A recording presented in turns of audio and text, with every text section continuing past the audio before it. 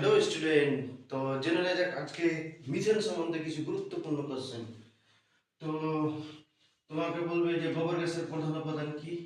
Answer হবে methane. গোবর গ্যাসের প্রধান উপাদান কি? মিথেন। বায়োগ্যাসের প্রধান উপাদান কি? বায়োগ্যাসের প্রধান উপাদান কি? মিথেন। সিএনজির প্রধান উপাদান কি? মিথেন। অ্যালোয়া সৃষ্টিতে কোন গ্যাসের ভূমিকা আছে? অ্যালোয়া আলো বা অ্যালোয়া। মিথেন। মাছ গ্যাসের প্রধান উপাদান কি? মিথেন। ঠিক আছে। কার্বন ব্ল্যাক তৈরিতে কোন গ্যাস লাগে? Carbon black. Methane. Carbon black তৈরিতে কোন গ্যাস লাগে? মিথেন। সরলতম অ্যালকেনের নাম কি? সরলতম অ্যালকেনের উদাহরণ দাও বা নাম কি?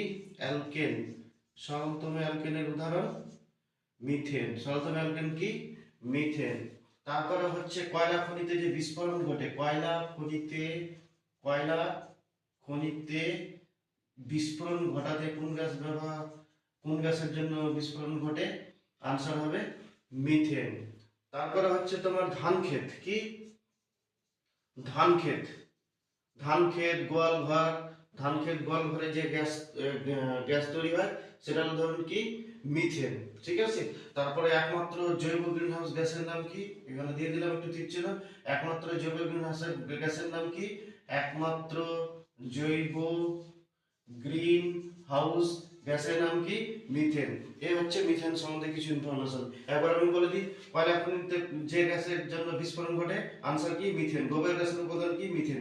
একমাত্র জৈব গ্রিনহাউস গ্যাসের নাম কি? মিথেন। বায়োগ্যাসের প্রধান উপাদান কি? মিথেন। সিএনজির প্রধান উপাদান কি? মিথেন। অ্যালোয়া সৃষ্টিতে কোন গ্যাসের ভূমিকা আছে? মিথেন। মাছ গ্যাসের প্রধান উপাদান কি? মিথেন। কার্বন ব্ল্যাক তৈরিতে কোন গ্যাস লাগে? মিথেন। সনাতন অ্যালকেনের উদাহরণ কি? মিথেন।